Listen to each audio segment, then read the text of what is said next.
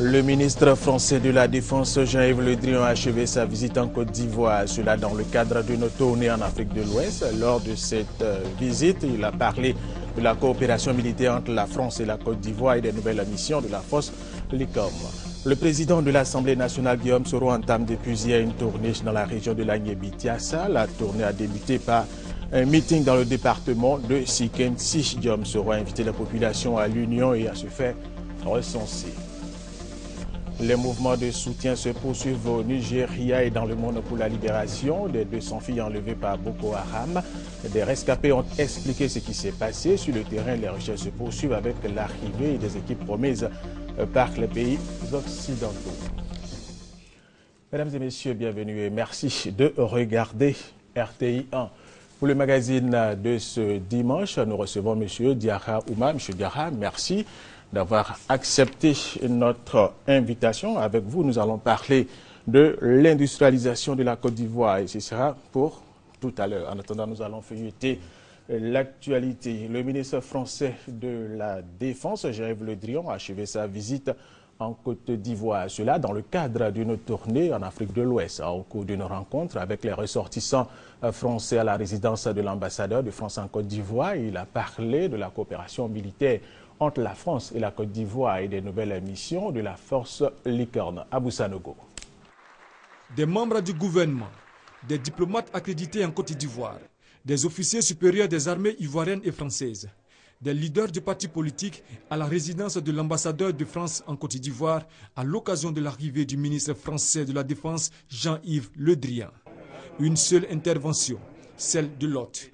Elle a porté sur les relations sécuritaires entre Paris et Abidjan, les accords de coopération dans le domaine de la sécurité et la réconciliation nationale.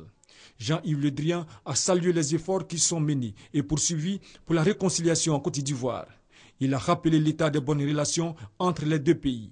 Cette relation est historique, elle est affective, elle est déterminante pour nos deux pays. Je serais tenté de dire qu'elle est presque exclusive, tant le lien entre la France et la Côte d'Ivoire n'est comparable à aucune des relations que nous entretenons avec les autres pays du continent. Jean-Yves Le Drian a également annoncé la réorganisation du dispositif militaire français en Afrique. Le 1er janvier 2015, Licorne laissera sa place aux forces françaises en Côte d'Ivoire. Ces forces françaises en Côte d'Ivoire ont vocation à devenir une base opérationnelle avancée sur la façade ouest de l'Afrique.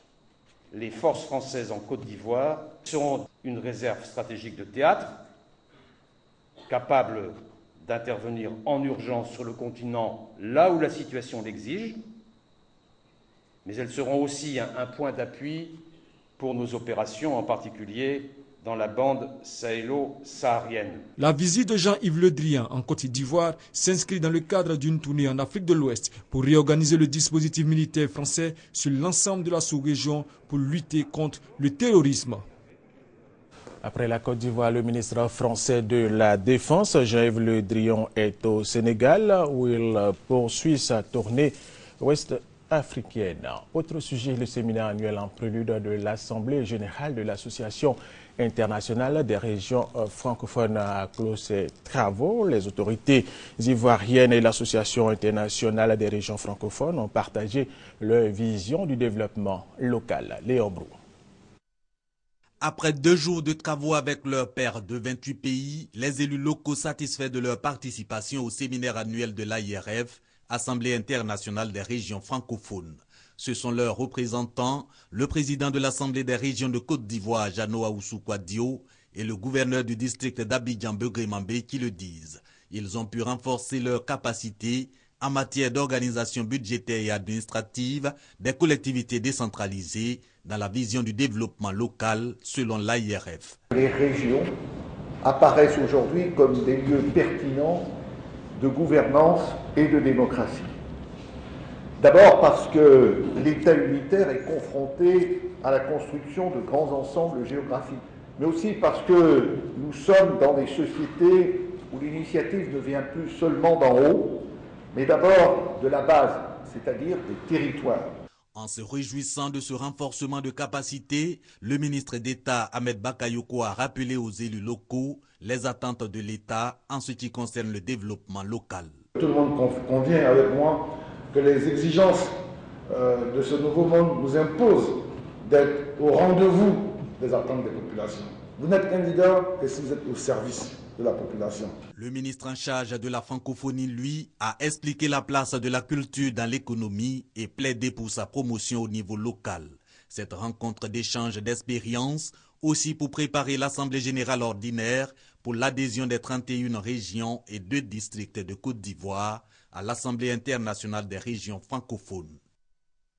Justement, à l'issue de son Assemblée générale ordinaire tenue samedi, le Français Jean-Jacques Kéran a été élu président de l'ARIRF en remplacement de sa compatriote Ségolène Royal. La Côte d'Ivoire, qui a signé son adhésion à l'association, occupe le poste de vice-président, un poste assuré par le président de l'Assemblée des régions du district de Côte d'Ivoire, Jeannot Aoussou Kouadio. Dans l'actualité en Côte d'Ivoire, le président de l'Assemblée nationale, Guillaume Soro, entame depuis hier une tournée dans la région de Lagnébi-Tiassa. La tournée a débuté par un meeting dans le département de Sikensi. Guillaume Soro a invité les populations à l'union et à se faire recenser. Victorine Yaoyoboué. Malgré sa proximité avec la capitale économique Abidjan et seulement à quelques kilomètres de l'autoroute du Nord, le département de Sikensi a pris du retard dans son développement. L'eau courante se fait rare et un seul lycée municipal pour accueillir les élèves au secondaire. Informés de la visite ce samedi du président de l'Assemblée nationale dans leur localité, les populations de Sikensi, de la sous-préfecture de Gaumont et des 10 villages qui composent le département se sont mobilisés comme un seul homme. Car, leurs cadres le diront, Guillaume Kigbafori Soro sera leur porte-parole auprès du président de la République en vue de l'amélioration de leurs conditions de vie. Le seul lycée municipal qui existe est surpeuplé. Aussi souhaiterions-nous l'achèvement du collège de Gaumont et la construction d'un second lycée à Sikensi. Au plan des infrastructures routières, la voie de catégorie A, menant de Sikensi à Dabou, est pleine de nids de poules qui obligent les voyageurs téméraires qui l'empruntent à ralentir dangereusement, devenant ainsi des victimes en plein jour des coupeurs de route. Le président de l'Assemblée nationale a promis rendre compte au président de la République de toutes ses doléances. Guillaume Kigbafori Soro invite toutefois le peuple abidji à l'union et à la cohésion, condition pour tout développement. Le maire a dit qu'il n'y a rien à Sikensi. Mais s'il n'y a rien à Sikensi, il y a une cause. Commencez par vous unir. Vous avez fait depuis je ne sais pas combien d'années la politique politicienne. Oui, moi je suis Babo, moi je suis Bédié, je suis Alassane. Ça vous a apporté quoi? C'est justement pour planifier et accélérer le développement de Sikensi et de toute la Côte d'Ivoire que le gouvernement a entrepris le recensement général de la population et de l'habitat. Alors, à ceux qui veulent boycotter le RGPH, Guillaume Kigbafori Soro explique que c'est le développement de leur localité qu'il boycotte ainsi. On dit recensement général de la population, c'est-à-dire qu'on veut passer pour compter, pour savoir combien d'Ivoiriens il y a, combien ont du travail, combien n'ont pas de travail, combien de femmes il y a, combien d'hommes, etc. pour pouvoir faire de la planification. C'est-à-dire pour voir combien de logements faut-il construire, de logements sociaux, de façon précise. Toi tu dis, vraiment, moi je ne me recense pas parce que c'est un recensement d'Alassane Ouattara. Alors que chaque 10 ans, on doit faire cet exercice. Bon, il ne faut pas te recenser, reste à la maison. On verra si le logement social va aller te trouver, toi non recensé. Après ces échanges, le peuple abidji a réitéré son engagement à contribuer à la reconstruction du pays. Pour le manifester, les chefs coutumiers ont intronisé le président de l'Assemblée nationale, fils de Sikensi et membre du collectif des chefs traditionnels du département. Autre information, la Fédération des organisations républicaines pour la cohésion et l'émergence 2015, en abrégé Force 2015, a réuni la presse hier samedi pour évoquer les questions relatives à l'actualité, surtout pour parler du recensement de la population et de l'habitat. Le président de Force 2015 a annoncé lors de cette rencontre un meeting d'hommage au président Alassane Ouattara. Ben Touré, Léon Brou. Force 2015, entendez Fédération des organisations républicaines pour la cohésion et l'émergence 2015, veut insuffler plus de force dans la sensibilisation sur les actions de développement du président de la République, Alassane Ouattara, d'où ce déjeuner de presse pour faire un tour d'horizon de l'actualité politique ivoirienne. Entre autres sujets abordés, le recensement général de la population et de l'habitat. Plus que jamais, nous avons besoin de cette opération afin que le gouvernement d'Alassane Ouattara sache où construire des écoles, où construire des centres de santé, où construire des universités. Il ne s'agit aucunement d'une question politique. Force 2015 prévoit en juin 2014 une journée d'hommage et de prière à l'honneur du président de la République, Alassane Ouattara. Je voudrais donc inviter l'ensemble des Ivoiriens épris de paix à sortir à partir du 5 juin et de venir à la place de la République dire d'abord merci au président de la République, Alassane Ouattara, pour tout ce qu'il pose comme action dans le cadre du développement de notre pays. Se positionnant comme son agent commercial, Force 2015 se dit prête à vendre partout le produit Alassane Ouattara pour la réélection du chef de l'État à la présidentielle de 2015. Autre sujet, le groupe de recherche en histoire globale a organisé à l'université Félix Houphouët-Boigny de Cocody une conférence débat au profit des étudiants. Le thème, la diplomatie ivoirienne sous feu le président Félix Houphouët-Boigny. Le conférencier du jour, l'ancien ministre des Affaires étrangères, Essi Amara. Reportage Christelle Menon. Ceci n'est pas un cours magistral, ou presque. Nous sommes à un café historique. L'orateur du jour n'est rien de moins que le ministre Essi Amara. À l'ordre du jour, la diplomatie ivoirienne sous feu le président Félix Houphouët-Boigny. Et face à cette icône de la diplomatie ivoirienne, 400 étudiants dévorant ses propos et un parterre d'éminents diplomates. Piqués de curiosité, nous avons voulu en savoir davantage sur le sujet du jour. La Banque mondiale a dit non, qu'on ne peut pas faire un barrage en Côte d'Ivoire parce que le Ghana avait fait le barrage d'Akosombo. Il faut que la Côte d'Ivoire s'alimente à partir de Akosombo.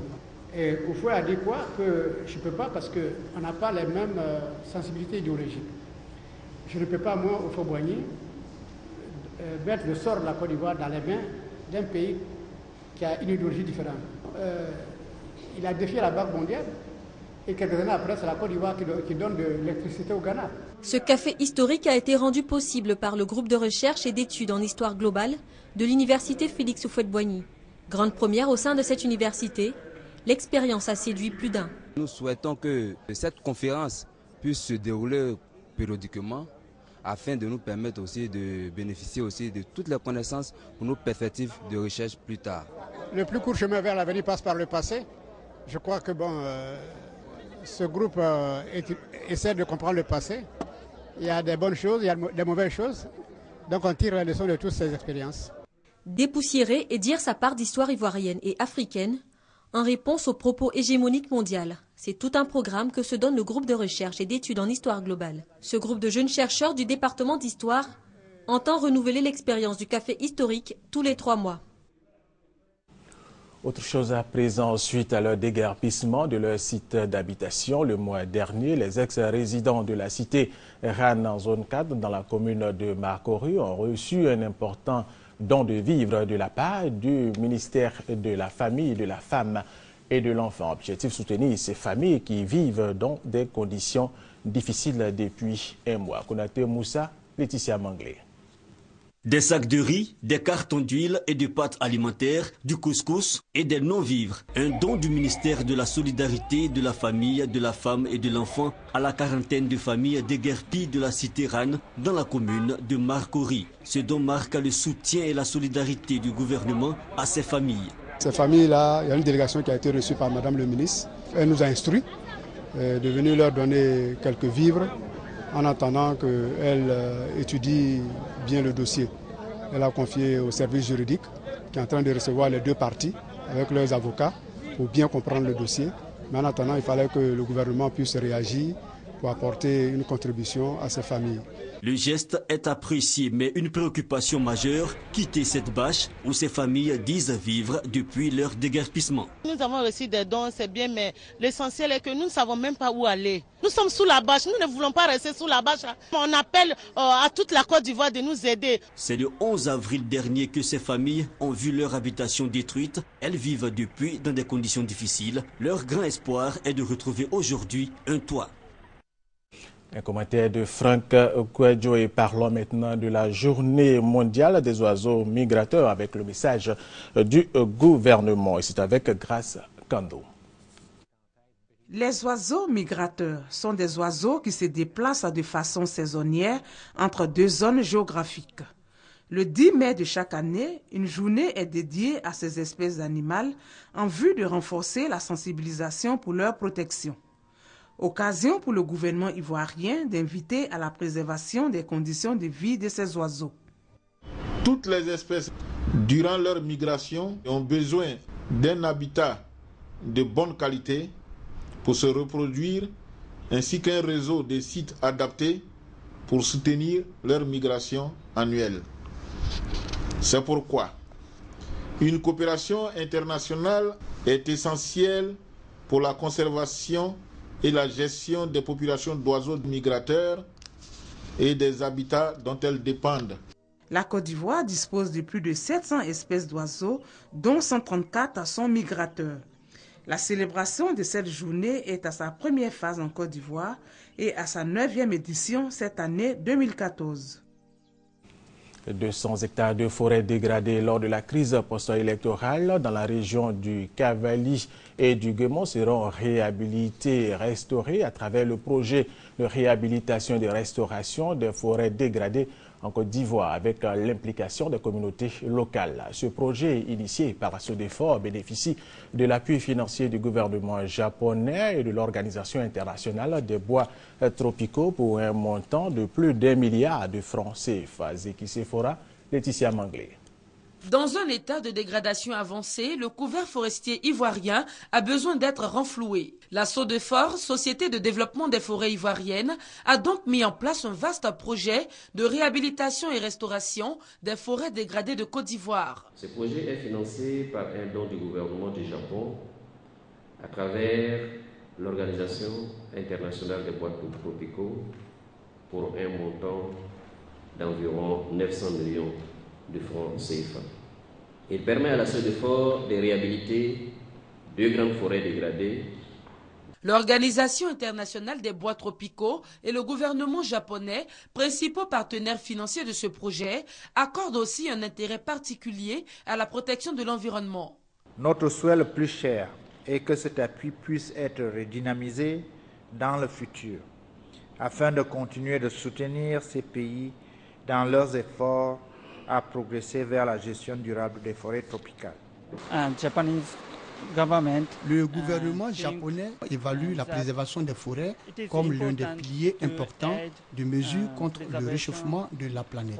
Le ministère des Eaux et Forêts, quant à lui, exprime toute sa gratitude à l'endroit du gouvernement japonais et de l'OIBT pour ce projet de réhabilitation des forêts ivoiriennes. Excellence, Monsieur le Premier secrétaire de l'ambassade du Japon, Monsieur le directeur exécutif de l'OIBTP, le ministre Mathieu Darret, en sa qualité de premier responsable du département ministériel bénéficiaire de cette importante aide à la gestion des ressources forestières, s'engage à veiller à la bonne exécution de ce projet. En plus de la réhabilitation des forêts, la SODEFOR prévoit la production et la distribution des semences et plants forestiers aux populations. Fermée depuis 2008, la radio locale d'Iré dans la région du Lodjibois arrose à nouveau la commune grâce au programme des Nations Unies pour le développement PNUD et nos compagnies minières exerçant à Iré. Ces 2 structures ont réhabilité et équipé cette radio locale qui, selon les donateurs, va contribuer à la réconciliation et à la cohésion sociale. Kwesi Mamadou. Vous êtes en direct des studios flambant neufs de la radio Ouattara, la radio de Iré. La radio communautaire d'Iré, à nouveau opérationnelle après des travaux de réhabilitation. C'est un don du Programme national des Nations Unies pour le développement, PNUD, et d'une compagnie minière exerçant dans la commune. Cet outil de communication a été livré récemment aux populations d'Iré, dans la région du Lodjibois. La radio participe aux efforts de réconciliation nationale dans ce pays, de cohésion sociale. C'est un médium par excellence pour ce genre d'initiative et nous vous invitons donc à vous en servir. Elle va assurément doter la communauté d'outils nécessaires pour l'analyse des problèmes et la recherche de solutions consensuelles. Toujours à Iré, le PNUD et la compagnie minière partenaire ont offert un bâtiment de 3 classes au lycée moderne de la commune. Les différents intervenants à cette rencontre ont tous salué ces actions de portée sociale. Cette cérémonie, une opportunité pour les autorités pour inviter la population à se faire recenser. Aujourd'hui, nous avons donc besoin de savoir combien êtes-vous à Iré. En termes, par exemple, de population jeune, de femmes, enfants en âge d'être scolarisés, pour mieux prévoir et programmer les équipements dont vous aurez besoin dans les années à venir. Lancé officiellement le 17 mars dernier, le 4e recensement général de la population et de l'habitat s'achèvera dans quelques semaines. Et tout à fait autre chose, la coopérative féminine dénommée Lomo Asso a procédé ce week-end au lancement de ses activités à Gragba d'Agolilier, village de 4000 âmes situé à 14 km de Lakota, une coopérative qui dit œuvrer pour l'autosuffisance alimentaire en Côte d'Ivoire. Ben Touré, Gabriel Zani. Mettre à profit le potentiel agricole dans la région de Lakota et contribuer à l'autosuffisance alimentaire de la Côte d'Ivoire. Voilà l'objectif que s'est fixé la coopérative Lomo Asso. Entendez, femmes, levez-vous. Elle a procédé à l'installation de la section de Gragba d'Agolilier, village situé à 14 km de Lakota. Sur les marchés d'Abidjan, vous entendez parler de Gragba d'Agolilier. Parce que Gragba d'Agolilier est le grenier de Lakota. Nous avons de la banane, nous avons du piment, de la tomate, des aubergines, le riz, du manioc, de l'igname. Nous avons tout ici. Il n'y a pas de raison que Gragba ne puisse pas ravitailler les marchés d'Abidjan. La cérémonie d'installation a aussi servi de prétexte pour faire des plantings d'arbres. Le reboisement, ça améliore l'environnement. Et c'est à partir des arbres que nous pouvons avoir la pluie. Aujourd'hui, elles sont rentrées dans le secteur du vivrier. Il faut qu'il y ait le reboisement pour que la terre soit fertile, pour qu'elle puisse produire demain. Ces 120 femmes, c'est le nombre de membres revendiqués par la coopérative Lomo Asso. Ces femmes se sont réunies en coopérative afin de bénéficier des fonds destinés aux femmes et faire la promotion de l'épargne rurale.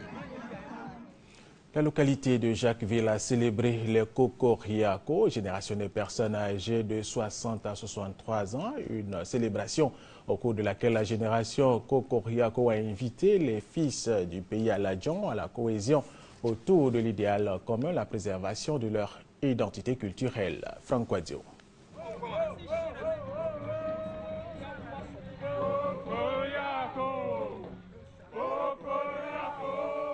Au son des tambours, ils avancent, canne à la main, symbole de sagesse pour les hommes, le cou serti de collier et les épaules bariolées de kaolin pour les femmes.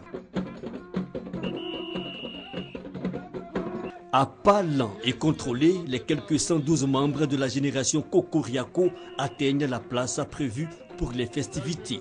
Nous sommes à Jacquesville, épicentre du pays à l'Adjan, sur le littoral ivoirien.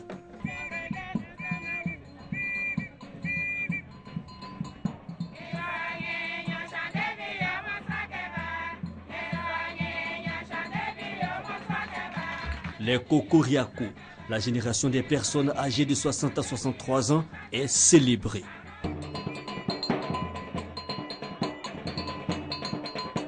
Pourquoi nous fêtons? Parce que vivre 60 ans, c'est déjà un grand pas dans la vie de quelqu'un. Et nous remercions le Seigneur pour cette grâce qu'il nous donne. Célébrer une génération, normale dirait-on. Celle-ci d'ailleurs constituée de sexagénaires qui entendent s'impliquer dans le développement communautaire. Au départ, c'est nous-mêmes nos problèmes. Et c'est après, c'est en avançant en âge que nous avons commencé à nous saisir de ce qui est le problème du village et en décider avec les responsables du village. Les problèmes du village, c'est-à-dire le développement communautaire, le message n'est pas nouveau. Les devanciers, les premiers Kokoriako, ceux nés en 1926, l'avaient débuté. Notons qu'un pays aladjan, la génération, n'est pas l'exercice direct du pouvoir comme chez les voisins ébriés. La génération, ici, peut se constituer de façon spontanée ou même selon un contexte historique. Aux côtés de la génération Kokoriako, d'autres générations venues répondre à l'appel, celui de la mobilisation pour le développement des 14 villages du pays aladjan. Et cela vaut bien quelques sonorités bien colorées.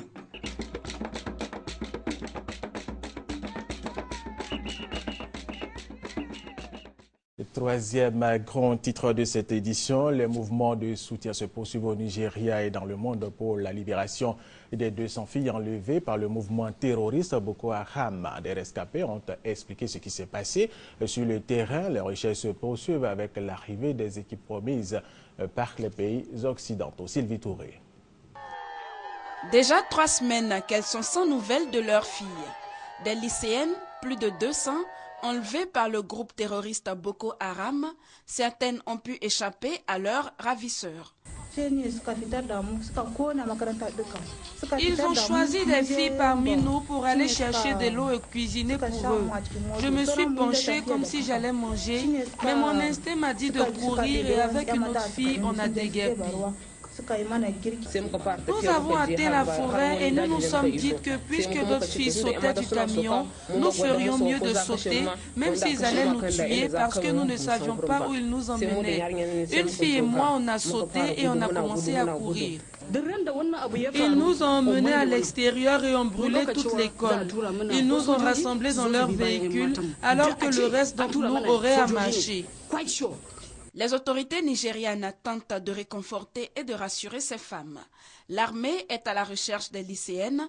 Le pays bénéficie de l'appui de la communauté internationale. Les États-Unis, la Grande-Bretagne et la France y ont dépêché des experts depuis ce vendredi. La Chine a également promis apporter son aide. Le Conseil de sécurité de l'ONU, lui, se dit profondément scandalisé. Il brandit la menace de comparution devant la justice internationale pour crimes contre l'humanité. Une forte mobilisation internationale donc pour appeler à la libération des lycéennes enlevées le 14 avril dernier par Boko Haram qui envisage à vendre ses filles comme esclaves ou les marier de force. Au Soudan du Sud, le cessez-le-feu entre les hommes de Salva Kiir et ceux de Riek Machar a été théoriquement entré en vigueur hier samedi, soit conformément à l'accord d'Addis Abeba. Aucun combat n'a été signalé dans la journée, mais la trêve semble plus que fragile. Il faut dire que le dernier cessez-le-feu signé le 23 janvier dernier n'avait duré que quelques heures. Rappelons que l'accord prévoit notamment des corridors humanitaires et la mise en place d'un gouvernement de transition. En Ukraine, les pro-russes n'ont pas cédé aux pressions des autorités de Kiev et de la communauté internationale. Ils organisent ce dimanche, comme ils l'avaient prévu, un référendum sur l'indépendance des républiques autoproclamées de Donetsk et de Lugansk. Quant aux partisans de l'Ukraine unie, ils boycottent le scrutin. Les bureaux de vote ont ouvert à 8 heures locales, 5 heures temps universel. 11 mai 1991, 11 mai 2014, voici 33 ans que disparaissait Bob Marley, artisan principal de l'avènement du reggae. À cette occasion, les Rastas du monde vont livrer une série de concerts originaux et ils vont interpréter plusieurs de ces morceaux afin de raviver les souvenirs de ce Rastaman mondial. Et parlons des Rastaman en Côte d'Ivoire ou des personnes portant des dreads. Ces Rastas sont souvent sujets à de nombreuses interprétations. Cocody Riviera Jardin. Dans cette concession habite Évrard et sa famille. Une famille ordinaire dont il est le seul à être adepte d'Haïlé Sélassié. Ses dreadlocks et la pièce qu'il occupe ici en témoignent. Rastafari depuis 6 ans maintenant, c'est avec fierté et dignité qu'il affirme son appartenance à cette communauté très souvent pointée du doigt. C'est le dread que j'ai choisi. Je suis d'abord Rasta Et chez nous, les Rastas, porter la druide, c'est une consécration, c'est une couronne. Sujet de raillerie et de critiques acerbes dans son entourage, Évrard a toujours bénéficié du soutien sans faille de sa mère, qui dit plutôt que les Rastas sont des personnes qui ont une histoire et qu'il faut chercher à connaître. Vu le regard des autres au dehors, eh ben, c'est un peu choquant pour une mère. Mais après, avec le temps, ça va. Pour l'amour que j'ai pour lui, je suis prête à me sacrifier pour lui. Partout où il ira, j'irai avec lui. Nous prenons ensuite la direction du quartier Williamsville dans la commune d'Adjamé. C'est ici que vit Jamila, également porteuse de dreadlocks et adepte du mouvement Rasta. Depuis une dizaine d'années, la jeune fille fait précéder son nom de Sista comme pour affirmer sa consécration. Ce qui m'a plu là-bas, c'est que le Rasta, c'est peace and love, c'est que l'amour, quoi. On ne se prend pas la tête, il n'y a pas la méchanceté là-bas. Il n'y a pas le mal, quoi, en Rasta. C'est positive vibes, je suis Rasta. Si pour les deux premiers cas, l'acceptation dans leurs familles respectives s'est faite naturellement, a contrario, la famille de Mamia, son époux et ses enfants s'interrogent encore sur son choix de vie. Une réticence qui n'influence guère sa décision de vivre et penser Rasta. Il faut dire que ça n'a pas été facile avec lui au départ. Jusqu'à présent, c'est pas facile. Et avec les enfants, ça va. Mais avec l'entourage, c'est un peu difficile parce que les gens trouvent que je suis un peu bizarre. Et elle n'est pas comme les autres femmes. Avec les parents aussi, la même chose. Mon père qui n'accepte pas. Ma mère aussi qui n'accepte pas. Voilà, mais on fait avec. Ganja, marijuana, cocaïne, des noms qui riment très souvent avec rastafarisme et dreadlocks. Qu'en est-il exactement de la consommation de ces substances par les Rastas? En fait, ganja, c'est pas quelque chose qui permet d'être sur les nuages. Comme on le dit toujours, c'est l'encens en fait, le ganja. C'est juste avant la prière. Rasta utilise ganja pour encenser la maison. Le cannabis soigne. Et moi, c'est dans cet aspect-là que moi, en tant que Rasta, si je consomme ça, c'est dans cet aspect-là que j'évacue ça. Sinon, c'est pas en tant que drogue, en tant que quelque chose d'autre. Voilà qui lève quelque peu l'équivoque ce 11 mai, jour anniversaire de la mort de Bob Marley, icône du rastafarisme. Peace and love à Jah bless, comme le dirait un vrai fils de Jah.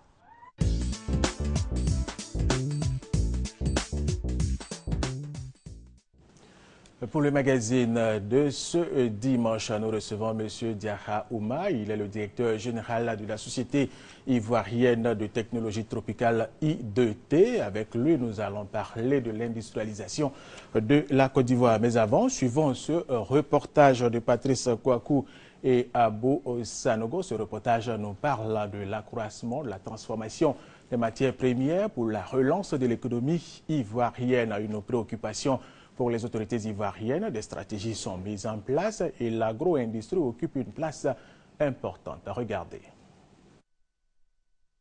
Le défi de la Côte d'Ivoire aujourd'hui, c'est de se doter de moyens technologiques lui permettant de transformer au moins 50% de ses matières premières.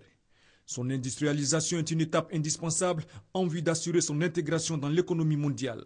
Comme un baromètre, l'industrialisation doit démontrer la capacité d'émergence et doit réaliser de grands bonds sur le chemin des performances.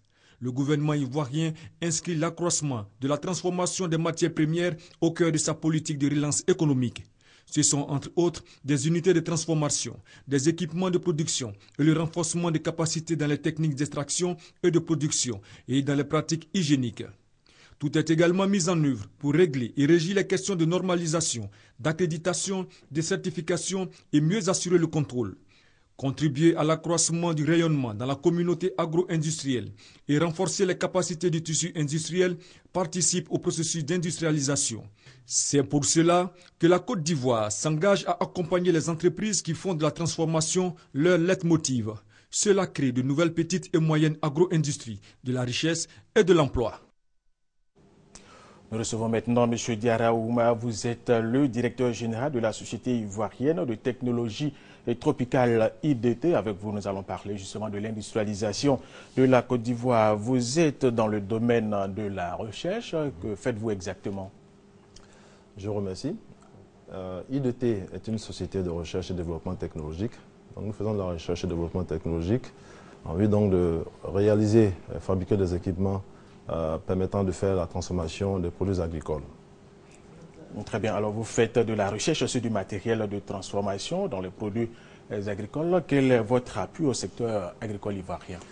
Notre appui au secteur agricole est très simple. C'est-à-dire que la Côte d'Ivoire étant principalement un pays agricole, je pense qu'il est impérieux de tout mettre en œuvre pour justement proposer donc des technologies de transformation de ces produits agricoles Aujourd'hui, il y a franchement une perte de valeur ajoutée. Alors, nous pensons qu'à l'aide des technologies que nous concevons, nous pourrons très rapidement permettre donc aux producteurs dans les zones rurales de transformer davantage les produits agricoles. Alors vous parlez de transformation, votre secteur est lié au processus de développement industriel. Dites-nous, M. Diarra, quel est l'état des lieux de la situation industrielle en Côte d'Ivoire? Il faut le dire il faut avoir beaucoup de courage pour le dire. Le développement industriel en Côte d'Ivoire est peu perceptible. Je pense que cela est dû aux crises qui se sont succédées. En son temps, le président Félix Houphouët-Boigny avait compris, lui étant un visionnaire, avait tout de suite compris qu'il fallait, la Côte d'Ivoire principalement étant un pays agricole, il fallait la doter de moyens technologiques pour justement faciliter donc son développement industriel. Mais je pense qu'avec la volonté politique qui renaît, il y a le PND, le Plan national de développement, qui est en son sein, des stratégies clairement définies qui devraient donc permettre à la Côte d'Ivoire de se repositionner. Alors très bien, vous avez parlé du premier président de la Côte d'Ivoire, Félix Houphouët-Boigny. Avec lui, il y a eu la création des seaux de sucre, seaux de palme et bien d'autres. Toutes ces sociétés ont disparu, il y en a qui ont été privatisées. Alors quel est l'élan, le nouvel élan pour redémarrer ces activités? Bon, le nouvel élan, comme je l'ai dit tout à l'heure lors de mon intervention, c'est vraiment de mettre en place, donc de définir, d'élaborer un plan cohérent de développement. Ce qui devrait permettre donc l'atteinte de ces objectifs. L'initiative était très bonne au départ, donc une initiative qui a été en fait initiée et impulsée par le président Félix Houphouët-Boigny, parce qu'il avait lui compris en tant que visionnaire qu'il fallait en fait mettre ces moyens à la disposition, donc ces moyens technologiques à la disposition donc de la Côte d'Ivoire pour faciliter donc son intégration dans l'économie mondiale. Alors, est-ce que donc vous avez le sentiment que les choses peuvent repartir de plus belle?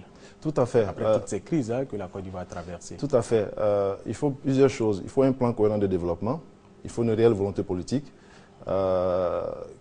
Ces deux choses devraient permettre donc de remonter la pente.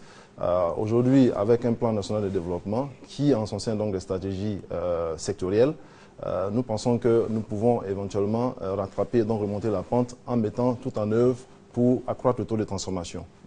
C'est bien de cela qu'il s'agit, afin que nous puissions donc créer cette valeur ajoutée tant entendue. Alors, quelle stratégie à mettre en place, donc, selon vous?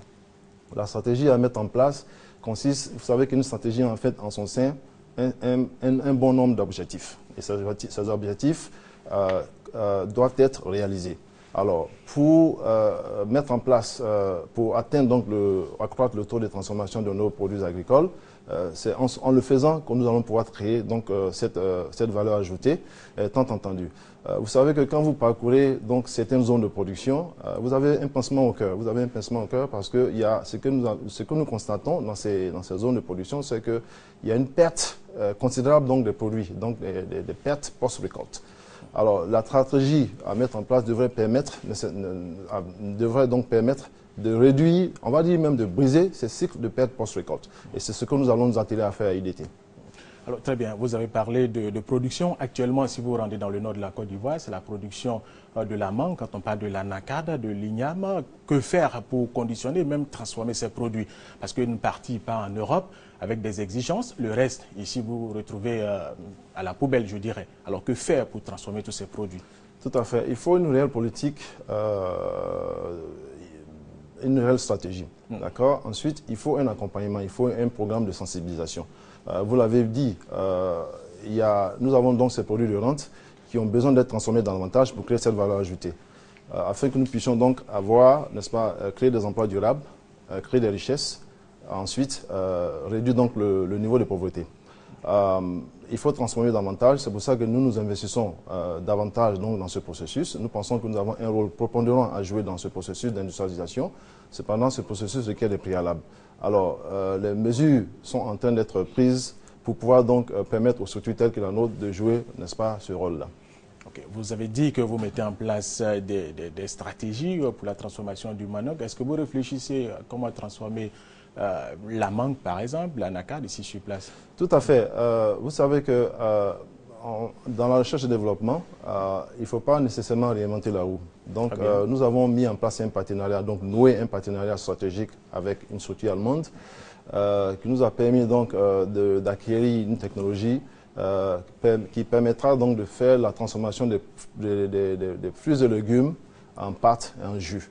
Ça nous permettra également, donc, avec nos séchoirs que nous consommons à IDT, nous serons capables très bientôt donc, de sécher des fruits, tels que la mangue. Ensuite, vous avez dit vous-même, les produits transformés doivent tenir compte donc, des normes internationales.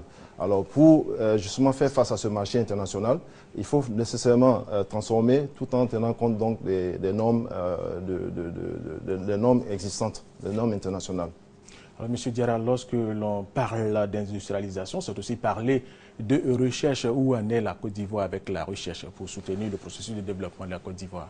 Très très bien. Le processus d'industrialisation de la Côte d'Ivoire est incontournable. Cependant, ce qu'il ne faut pas perdre de vue, c'est que dans les pays industrialisés, il faut toujours regarder ce qui s'est fait ailleurs et puis importer intelligemment, n'est-ce pas, ce que nous appelons les best practices, c'est-à-dire les bonnes pratiques.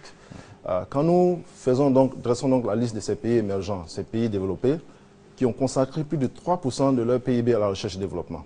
Tandis qu'en Côte d'Ivoire, nous consacrons, en tout cas en 2010, les chiffres publiés par la Banque mondiale tournaient autour de 0,025%, ce qui est insignifiant.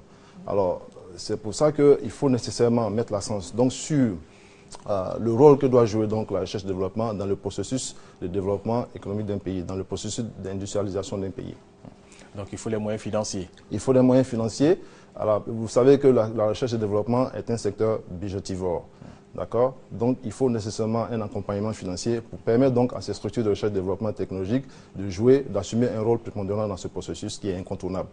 Un accompagnement financier de la part de la communauté internationale, pourquoi pas, la Banque mondiale, mais aussi surtout de la Côte d'Ivoire quand même. Oui, surtout de la Côte d'Ivoire. C'est un problème épineux, c'est-à-dire que c'est un problème qui concerne la Côte d'Ivoire. C'est vrai que nous pouvons solliciter de temps en temps l'assistance de certains organismes internationaux, mais je pense que la Côte d'Ivoire a tout intérêt de mettre tout en œuvre pour appuyer donc le développement, pour initier et impulser le développement industriel de la Côte d'Ivoire. Et pour ce faire, il faut mettre l'accent, donc il faut renforcer les structures de recherche et développement afin qu'elles puissent donc jouer ce rôle-là. À côté des moyens financiers, est-ce qu'il y a les moyens humains pour accompagner? Tout à fait. La stratégie d'industrialisation devrait prendre ça en compte. Donc il faut un renforcement. Comme je l'ai dit tout à l'heure lors de mon intervention, l'industrialisation est incontournable, cependant elle requiert des préalables. Il faut le renforcement des capacités techniques, renforcement donc des capacités humaines. Il faut développer les compétences. Même quand on se contente d'importer de la technologie éprouvée, il faut l'adapter parce que chaque pays a ses propres particularités. Donc il est absolument nécessaire d'adapter ces technologies afin que nous puissions donc prendre en compte les besoins spécifiques de la Côte d'Ivoire. Alors, nous avons mis l'accent sur le secteur agricole, c'est votre spécialité, plus ou moins, c'est ce que vous nous avez dit. Mais il y a d'autres secteurs, l'eau, la santé, les minéraux, le pétrole. Alors, la politique de développement industriel doit donc être transversale, s'étendre sur ces autres secteurs. Tout à fait. C'est ce que nous appelons l'industrialisation fondée sur l'exploitation des ressources naturelles. Cela voudrait dire qu'il y a un plan cohérent de développement global. Ensuite, à partir duquel nous élaborons donc des stratégies sectorielles pour pouvoir donc prendre en compte chacun de ces secteurs. Alors, il y a le secteur agricole, il y a le secteur minier, comme vous l'avez dit. Donc, il faut travailler transversalement donc, sur ces projets. Moi, je les appelle, ce sont des projets pour moi. Il faut travailler transversalement sur ces projets afin que nous puissions ensemble donc, aller vers l'atteinte de cet objectif majeur. Il y a donc de l'espoir pour l'industrialisation de la Côte d'Ivoire. Tout à fait, il y a beaucoup d'espoir. Je pense qu'il y a une prise de conscience. Et la chose la plus importante, c'est qu'il y a une volonté réelle, politique. Les moyens suivront, je pense, très rapidement, afin que nous puissions ensemble faire face donc à ce défi qu'il faut relever. Et ce sera votre mot de la fin, c'est la fin de ce magazine. C'est également la fin de cette édition. Merci de nous avoir suivis et restez avec nous sur RTI1. À demain.